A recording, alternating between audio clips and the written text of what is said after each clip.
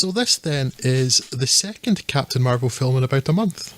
However, this, despite featuring the first Captain Marvel character, is entirely distinct from the Marvel Captain Marvel character that we saw last month in Marvel's Captain Marvel. With me so far? Good, because I'm not sure I am. This Captain Marvel, after trademark issues and a break in publication, is now known as Shazam.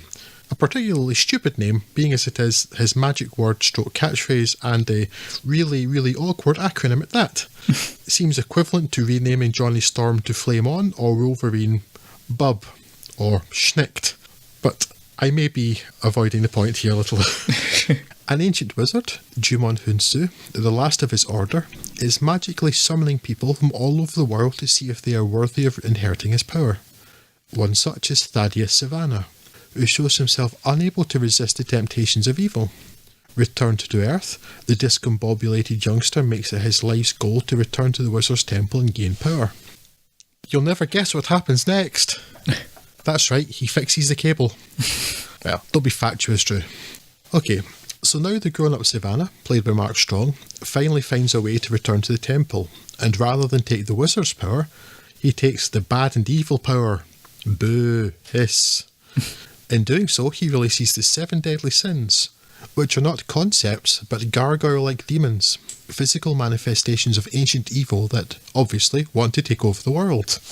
Meanwhile, young Billy Batson, Asher Angel, is run away from yet another foster home and is given a final chance by Rosa and Victor in their diverse household. Here he meets Freddy, Jack Dylan Grazer, a superhero nerd and lover of Batman and Superman. While trying to get used to his new home, Billy is summoned to the Wizard and deemed worthy, or possibly just deemed available, as the Wizard's time is running short, and he's granted magical powers, foremost of which is his ability to instantly transform into a large, muscle-bound adult man by speaking the magic word Shazam. He will, of course, have to face the bad guy, who is directed by the 7 deadly sins, currently living in his eyeball, seems uncomfortable, to destroy this new champion before he masters his powers and re-imprisons them. But in the meantime, Billy's going to make the most of his nifty new powers by buying beer and charging people for selfies. You know, all of that standard superhero stuff.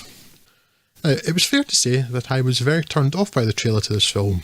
It looked really, really goofy, and my immediate thought to seeing the character, which I was previously only aware of through some DC Comics video games, was, how is this not just Superman with a palette swap?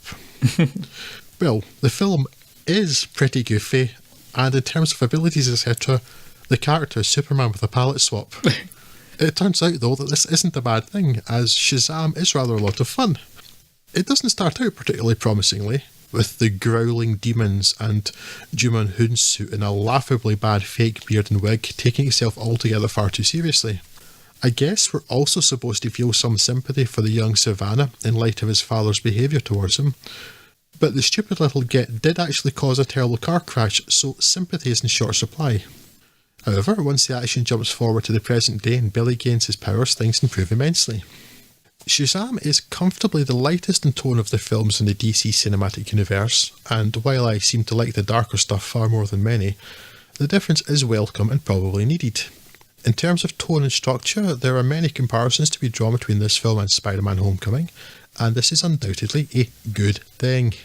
There's a decent helping of the whole with great power comes great responsibility stuff, and a lot of humour to be mined from the teenage boy suddenly possessing a man's body, alongside them adolescent immediately taking advantage of looking sound like a grown-up. Asher Angel is a reasonably engaging screen presence as Billy, though it took me a little while to warm to him. But the real standout in this film is Zachary Levi, who does a remarkably believable job of playing a 13-year-old in an adult's body and voice. This feels like it would be very difficult to get right, and very easy to get wrong, but Levi gets it spot on and it's a crucial part of the film's success. The scenes with Levi's Captain Sparklefingers, or any of the other monikers he gets to rather skirt around or dance around the name of the character in this, and Jack Dylan's Grazer's Freddy are generally the film's best, with the relationship feeling similar to Peter and Ned in Spider-Man. Shazam is its own film, though. It's definitely the more enjoyable of the two Captain Marvel films, and even largely avoids the Superman problem of the boringly invulnerable Godfella, and also avoids the whole Superman is a dick problem that has been persistent since Man of Steel. Where it falls down is the villain, who once again tends more towards the dull take over the world archetype and, once again, squanders the great Mark Strong. Though at least he's better served here than his last outing as a DC villain, and he is a part of one of the film's best gags, albeit as a straight man. Indispensable? No. Worth seeing? Assuming you're not burned out in comic book movies, then absolutely. And unlike Captain Marvel, no terrifying wax Clark Gregg monster. Yay! And one last thing. I have a visceral hatred of the phrase, oh my gosh. Just say oh my god. This film has monsters biting the heads off of characters, yet still elsewhere a character says oh my gosh, and oh my god it makes me angry. Grr, etc.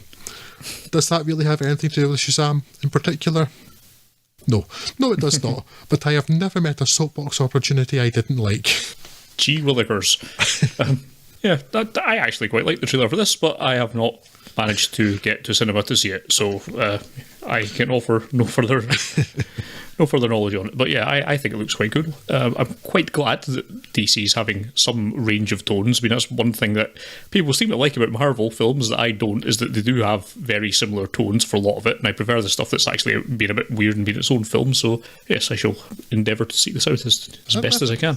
Yeah, I think we're probably of a mind there, Scott, that yeah, the DC stuff, the darker stuff, which you and I both largely liked, not without exception or without reservation, but it's the fact that it's only dark they seem to have done so far. Yeah. All that kind of strange mishmash that was Justice League. Yes. Zack Snyder's one hammer is a dark hammer. And everything looks like a dark nail to him. So yeah, a lot of the Marvel stuff does have also the same tone. And that's perhaps why we've both enjoyed the Ant-Man films so much, because they do have that different tone from a lot of the other stuff in there. Yeah. Because they're trying something different with those and it works really well. So this is welcome.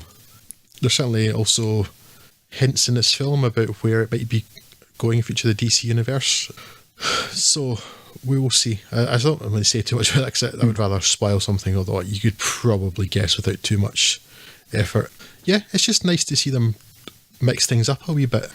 And it's largely successful. It's, as I said, the only bit where it really fails is the sort of rather leaden beginning of it. Right. It's a bit... Well, Mark Strong is definitely more towards your Ronan the Destroyer type dull villain. But the start is just a bit... it's a bit po-faced, and it looks a bit crappy too, actually. And then the rest of it is like... There's not all that much in the way of effects now. They've just splurged all their money in Aquaman. Right. And it's actually probably better for it, because it's just a man standing around in a silly-looking suit.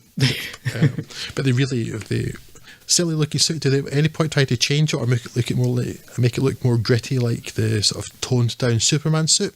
No, no, it's just a bright red suit with this lovely clean white cape on it through the whole film. Yeah, I like that. They didn't try to X-Men it or Superman it or anything. It's like, nope, here we go, primary colour, man. Here we go, it's great. Yeah, definitely recommended on. It's definitely more enjoyable than the last comic book film we saw, which was all right, but wasn't special. Yeah. And this is definitely more enjoyable. Good. So, we just mentioned Ant-Man with the ever-likeable Paul Rudd, but he doesn't much often.